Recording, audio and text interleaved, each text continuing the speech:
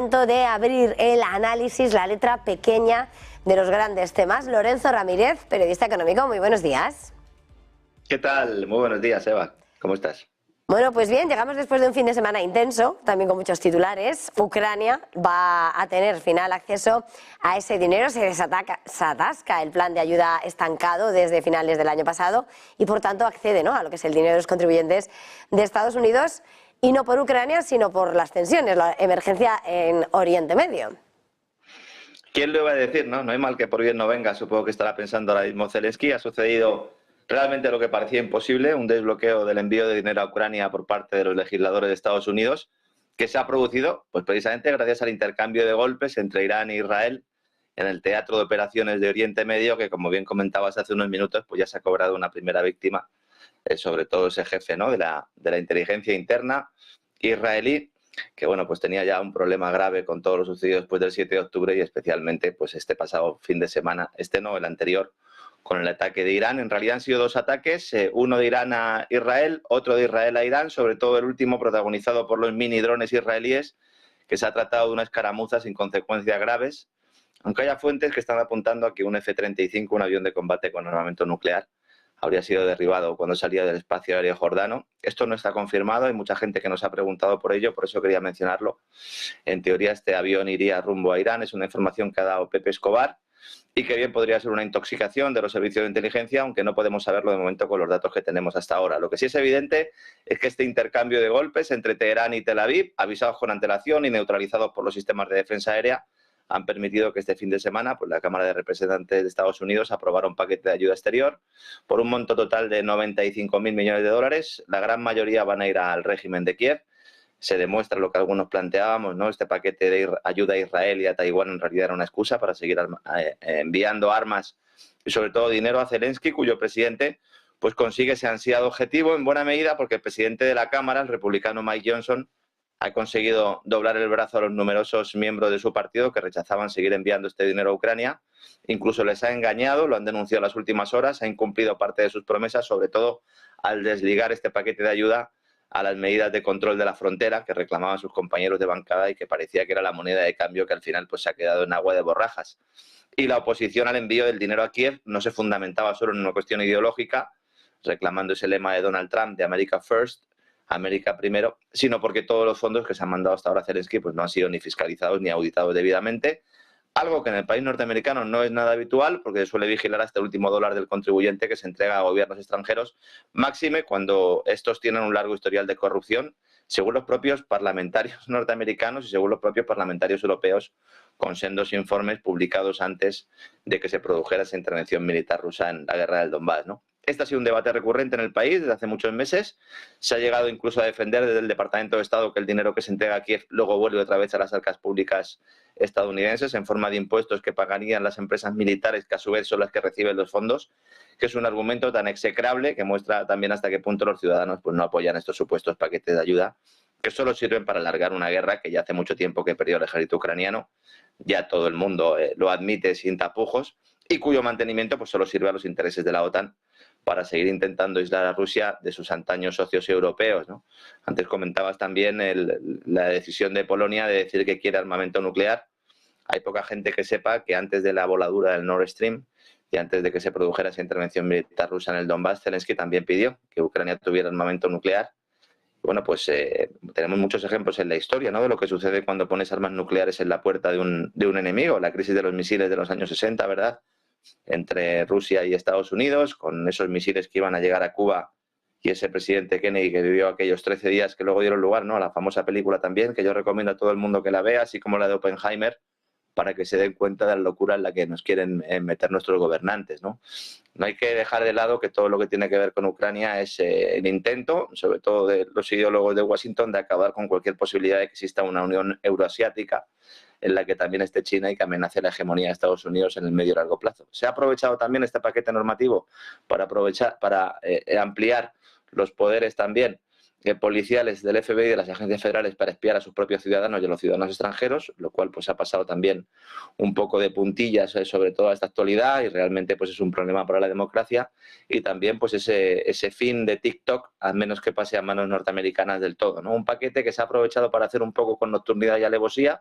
en este fin de semana en el que, como decías, pues ha sido muy intenso y prácticamente pues a los periodistas no nos ha dejado descansar ni un minuto, ¿no? Al final los lunes tenemos un montón de información porque los fines de semana se aprueban cosas bajo cuerda. Esto es como sucede, ¿verdad?, en agosto en España, que no hay actividad parlamentaria, pero de vez en cuando hay que estar atento al BOE porque nos las cuelan dobladas, ¿no? Bueno, pues veremos hasta qué punto se sigue enviando dinero y sobre todo, pues como también comentabais antes a lo largo de la mañana, lo que sucede si Trump gana las elecciones y pone fin, ¿no?, al envío de este dinero. Mucho que se empeñe, Lorenzo, no vamos a estar perdiendo de vista lo que hacen ni con nocturnidad, ni con alevosía, ni con after hours, lo que quieran. A ver, más cosas, porque Oriente Medio está dando mucho de sí, no solo por su propia realidad, sino por lo que lleva, ¿no?, en el análisis internacional. En Bruselas, una vez más, desunión, rebelión, en medio de los acuerdos comerciales con Israel que favorecen a los territorios ocupados. Sí, en medio de esta situación, Bélgica se ha sumado a la presión para que la Unión Europea lleve a cabo pues, una revisión del acuerdo comercial con Israel por el incumplimiento del derecho internacional en la Franja de Gaza. Esto no es algo nuevo, pero evidentemente pues ahora, con todos los acontecimientos últimos y sobre todo con la respuesta que ha dado el gobierno de Netanyahu, su ministro de Seguridad Nacional y también el propio ejército a todo lo que ha tenido que ver con ese ataque al 7 de octubre, pues matando mujeres y niños de forma indiscriminada, algo que ya nadie pues tampoco puede negar. Y realmente pues ha vuelto a traer a colación pues esta especie de sanción que en realidad pues nunca se ha cumplido. Yo creo que ni siquiera el ataque cometido por Irán hace una semana ha conseguido acabar con la oposición que hay en Europa a la gestión que está haciendo el gobierno de Netanyahu al expulsar a los palestinos aprovechando la operación bélica contra Hamas. Y en este caso el gobierno belga reclamará a Josep Borrell, lo va a hacer hoy, que se realice una actualización de las conversaciones sobre este tema, sobre el tema de los intercambios comerciales y de los aranceles que se imponen a los territorios ocupados, que es un tema que ya pusieron sobre la mesa España e Irlanda, que permanece en el cajón desde hace unos 2 meses. Los 27 han ido enfriando la revisión de este acuerdo comercial y Borrell pues ni siquiera ha presentado el informe al que se comprometió de forma pública, lo cual pues muestra también una vez más la hipocresía del político español, que públicamente pues suele condenar las acciones del ejército israelí, pero luego realmente sus actos indican que su servidumbre está más cerca de Washington que de Bruselas. La viceprimer ministro belga ha publicado en redes sociales que su país va a tomar la iniciativa a nivel de la Unión Europea para reevaluar, es lo que ha dicho ella, el acuerdo comunitario de asociación con Israel, aprovechando además que Bélgica ostenta la presidencia rotatoria del Consejo de la Unión Europea este semestre. Y bueno, pues hoy en Luxemburgo se reunirán los ministros exteriores para abordar, entre otros temas, pues esta situación en un momento en el que los líderes pues quieren concentrar los mensajes en el llamamiento a la contención, que es un poco la idea que se está trasladando en los últimos días, ¿no? La responsable de la Administración Pública belga también ha subido el tono al plantear a la Unión Europea la imposición de un arancel a productos procedentes de los asentamientos ilegales de Israel, una propuesta que se produce al mismo tiempo que la Unión Europea también aprueba formalmente las sanciones contra los colonos de Cisjordania, colonos que no solo están viviendo en territorio que no es suyo, por obra y gracia del gobierno israelí, sino que están atacando a los propios palestinos, y son unas sanciones que afectan solo a 4 personas y a 2 entidades, son mucho menos ambiciosas que las de Estados Unidos o las que algunos países como España quieren plantear, ¿no? Pero realmente esto es importante, ¿no? Y también se va a impulsar una resolución para que Palestina se incorpore a la ONU como miembro de pleno derecho después de que Estados Unidos pues vetara la propuesta en el Consejo de Seguridad, con lo cual esto todavía tiene recorrido. Hay mucha gente que piensa que Palestina no puede estar ahí y yo creo que todavía tiene posibilidades, ¿no? Hay que decir que el pasado marzo también Israel realizó la mayor apropiación de territorio ocupado, de la que se tiene constancia desde la firma en 1993 de los acuerdos de Oslo, con 800 hectáreas de terreno en Cisjordania, en el norte del Valle del Jordán. Son áreas que Israel declara como tierras estatales, no son consideradas de propiedad privada, es decir, se le quita a sus verdaderos dueños, y luego pues, pueden ser arrendadas o vendidas a colonos israelíes, en lo que supone pues, un atentado flagrante contra el derecho internacional. Veremos hasta qué punto Bélgica logra sacar adelante su propuesta. Yo la verdad es que tengo pocas esperanzas, pero es que en realidad son los tribunales los que deberían tomar cartas en el asunto. Por si alguien no lo sabe, en el año 2000 la Unión Europea e Israel alcanzan un acuerdo de libre comercio, dejan de aplicar aranceles a la importación, pero en 2004 se añade esa salvaguarda,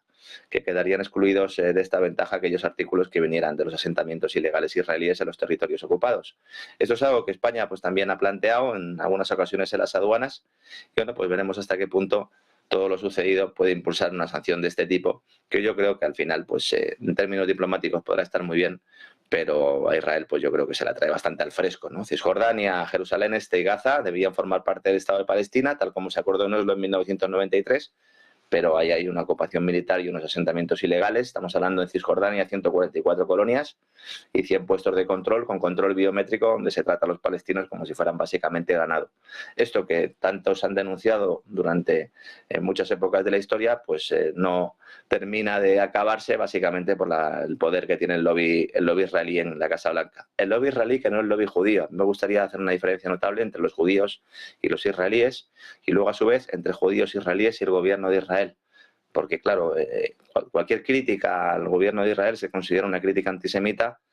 Yo no tengo ningún problema con el pueblo judío, todo lo contrario, ha sido un pueblo perseguido durante mucho tiempo y por lo tanto ellos son los primeros que se tienen que dar cuenta de que no pueden aplicar determinadas medidas de coerción contra sus vecinos, aunque por un tema ideológico así lo consideren. Una cosa es lo que hace el gobernante y otra cosa muy distinta a lo que representa el pueblo, ¿no? Y en este caso yo creo que la distancia es más que notable. Mirando precisamente, volviendo, ¿no? Estábamos hace un momento viendo el posicionamiento, las diferencias en Europa sobre Oriente Medio. En casa la guerra va por otro lado, lo que es la deuda europea y lo que es, por una parte, lo que dice y lo que realmente quiere Alemania, ¿no? Por una parte intenta defender la ortodoxia fiscal, por otra parte necesita otra cosa. Sorber y soplar al mismo tiempo, es lo que llevan haciendo los alemanes desde hace mucho tiempo. Ahora tenemos al ministro de Finanzas, Christian Lindner, intentando retomar ese mensaje de que Europa debe volver a la ortodoxia presupuestaria y al equilibrio fiscal, precisamente cuando intentaba hacer trampas en su propio presupuesto, ¿no? Y el Constitucional alemán se las ha tumbado. Es un intento desesperado por mantener una credibilidad que hace tiempo que ya perdió el gobierno germano, sobre todo después de que intentara sin éxito coger esos 60.000 millones de dinero asignado para luchar contra la pandemia, para inyectarlo en unas industrias que se están hundiendo y además inyectarlo con la excusa del cambio climático. Empresas que se ahogan, pero no por la amenaza verde, sino por la desconexión con Rusia, que ha disparado los costes energéticos a unos niveles que no permiten la supervivencia del antaño pujante sector industrial alemán. Durante su visita a Washington, con motivo de las reuniones con el Fondo Monetario Internacional y el Banco Mundial, el ministro germano Christian Lindner mostró su oposición a esa emisión masiva de eurobonos, un dinero que irá destinado al complejo militar industrial europeo, en el que a su vez están invertidos los fondos de inversión de Estados Unidos, no nos olvidemos, y también a las compañías que promuevan esa transición energética, dejando caer que esta orgía de gasto público no debe reducir la responsabilidad de los gobiernos respecto a las finanzas nacionales. Esto es otra gran hipocresía, esto es otra gran mentira, hay que hablar muy claro, porque él mismo ha intentado precisamente utilizar ese dinero público para rescatar a sus propias multinacionales. Si no le hubiera parado los pies el Tribunal Constitucional alemán, pues lo habría hecho. Y en realidad lo que teme Lindner es que los tribunales constitucionales de otros países no sean tan garantes como lo ha sido el de su país y permitan a España, a Francia, a Italia y al resto de estados de la Unión pues asignar dinero público como estimen conveniente, dando carta blanca a sus gobiernos para meter la mano en la caja pública de forma discrecional, algo que en el caso de Sánchez o Meloni no les preocupa tanto, pero sí en el de Macron, con quien mantienen una batalla asistencial, porque Macron, Francia, quiere aprovechar la crisis alemana para situar al país galo en la cabeza de los futuros Estados Unidos de Europa, a pesar de los problemas económicos que sufre la propia Francia, ¿no? La idea del Palacio del Elíseo es ir impulsando las emisiones conjuntas de deuda pública, aprovechando el buen estado de las cuentas públicas alemanas, aprovechándose del vecino. Al fin y al cabo, la mutualización de la deuda es esa, es aprovecharte del vecino para tú financiarte más barato, para lanzar tu economía de guerra, con la que intentar salvar la crisis mastodóntica económica que tiene Francia, de la que nadie habla, pero que es la más grave ahora mismo de Europa, junto con la de Alemania, y así intentar dar un sorpaso a un gobierno alemán que parece noqueado por sus serviles alianzas con la OTAN. Unas alianzas que van a dificultar los intereses electorales del canciller Olaf Scholz, que se va a enfrentar dentro de un año a unas elecciones, también Lindner y compañía, en las que el Partido Socialista Alemán pues, puede sufrir una debacle histórica. Tenemos a los liberales entre comillas, ¿no? Liberales no se sabe muy bien si de cintura para arriba o de cintura para abajo. Tenemos a los verdes, fracaso mayúsculo, y tenemos a un partido socialdemócrata que solo tiene socialdemócrata el nombre, también en el areo. Y por otra parte tenemos a unos democristianos que son incluso más beligerantes que Scholz con el tema ruso, y luego unas formaciones a la derecha del Partido Democristiano que pueden modificar la política alemana en los próximos años si logran tener realmente tareas de gobierno, si logran acceder a algún ministerio. Que este es un cisne negro del que poco se habla, que preocupa mucho al Ministerio del Interior alemán hasta el punto de que quieren pues congelar las cuentas corrientes, como avanzamos aquí hace unas semanas, de todos aquellos que apoyen a este partido, que hasta que nadie diga lo contrario es un partido que se presenta a las elecciones y que, aunque tenga una ideología que pueda no gustar a muchos, pues están jugando a las reglas del juego. Hemos tenido aquí el ejemplo, ¿verdad?, este mismo fin de semana en el País Vasco. Si queremos jugar al juego de la democracia y queremos que todo el mundo se pueda presentar con independencia de las ideas políticas que tenga, que es algo que yo considero que debe permitirse, pues luego hay que aguantarse si lo que sale en las urnas no es lo que uno quiere, ¿no? Al final, conclusión, mientras el Banco Central Europeo siga comprando deuda, seguirá la ficción. Recordemos que el Banco Central Europeo tiene un as bajo la manga, que es el TPI, el Instrumento para la Protección de Transmisión, que es como lo bautizó este engendro Christine Lagarde, que si en algún momento alguna prima de riesgo empieza a subir, pueden empezar a comprar de forma discrecional deuda de países en apuros. Y luego pues esos fondos Next Generation, que ya pues Paolo Gentiloni, Bruno Le Maire, incluso el propio Carlos Cuerpo nos están avanzando, que quieren que continúen más allá de 2026 con la excusa de financiar esas industrias estratégicas de las que hablábamos la semana pasada y que van a suponer, bueno, pues una planificación absoluta de la economía europea, beneficiando a unos productores nacionales que son básicamente anticompetitivos, ¿no? Yo creo que es un error, yo creo que al final el tiempo pondrá las cosas en su sitio. Lo que pasa es que hasta que se llegue ese momento, pues vamos a ver muchos cambios, ¿no?, en el seno de la Unión, y que también pueden ser modificados por las futuras elecciones, Eva. Mirando a asuntos muy internos aquí en casa, todo lo que hay en torno a las pensiones, ¿no? Por una parte se va a palo de la Unión Europea a España, mientras el gobierno dice a los sindicatos que se penalizará a los jubilados.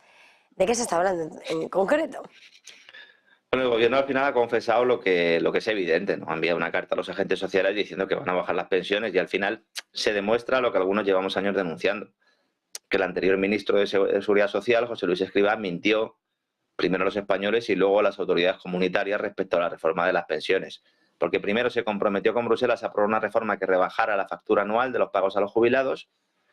De hecho, hay una entrevista que concedió a un diario español, que en la primera edición de ese diario, en el titular, ponía la cantidad concreta que se iba a rebajar en términos absolutos esas pensiones en España, y luego posteriormente en la segunda edición de ese diario desapareció ese titular